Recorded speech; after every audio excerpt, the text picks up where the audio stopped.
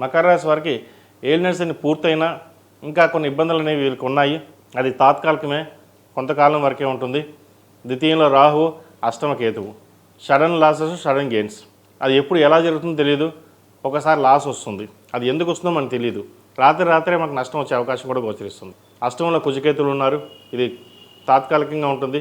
కుజుడు మళ్ళీ మారుతారు కాబట్టి ఇబ్బంది లేదు. అయితే అష్టమంలో కేతు మనకి ఆరోగ్యరీత్యా కొన్ని జాగ్రత్తలు, ప్రయాణాల విషయంలో కొన్ని జాగ్రత్తలు తీసుకోవాలి. దూర ప్రాంత ప్రయాణాలు చేసేటప్పుడు సెల్ఫ్ డ్రైవింగ్ అనేది దూరంగా ఉండడం చెప్పదగిన సూచన.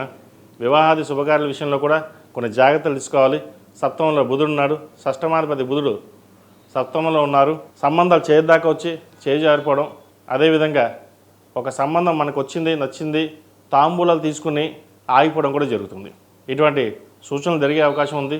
ద్వితీయంలో రాహు ఉన్నారు కుటుంబ స్థానంలో. కుటుంబంలో మాట్లాడేటప్పుడు ఆచితూచి వ్యవహరించాలి. వ్యాపారపరంగా బాగుంటుంది, ఆరోగ్యపరంగా కూడా కుదుట పడుతుంది. ఈ రాశిలో మించిన విద్యార్థులకు ఈ వారం చక్కగా ఉందని చెప్పచ్చు. ద్వితీయంలో రాహు ఉన్నారు, భాగ్యాధిపతి అయిన బుధుడు సప్తమంలో ఉన్నారు. వచ్చిన అవకాశాలని చేజార్చకుండా జాగ్రత్త వహించాలి.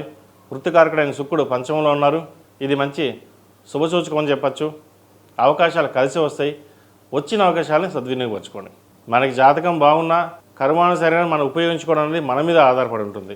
కాబట్టి ఏదైనా అవకాశాలు వస్తే అశ్రద్ధ చేయకుండా ముందుకు వెళ్ళండి, మంచి ఫలితాలు ఉంటాయి. ఈ రాశిలో జన్మించిన స్త్రీలకు వృత్తి ఉద్యోగాల పరంగా, వ్యాపార పరంగా సానుకూలంగా ఉంటుంది.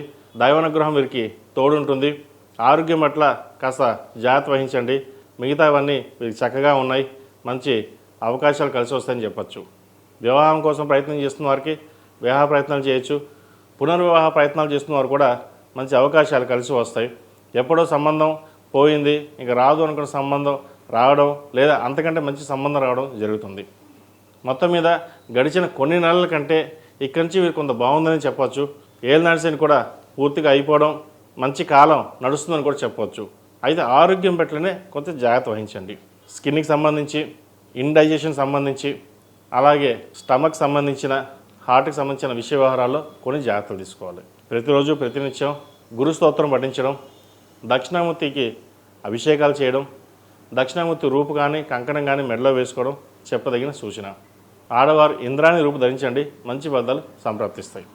ఈ రాశిలో జన్మించిన వారికి కలిసి వచ్చే సంఖ్య 5, కలిసి వచ్చే రంగు కాషాయం. ఏదైనా పని మీద బయటకు వెళ్ళేటప్పుడు బుధవారం కానీ శనివారం కానీ వెళ్ళండి, మంచి ఫలితాలు సంప్రాప్తిస్తాయి.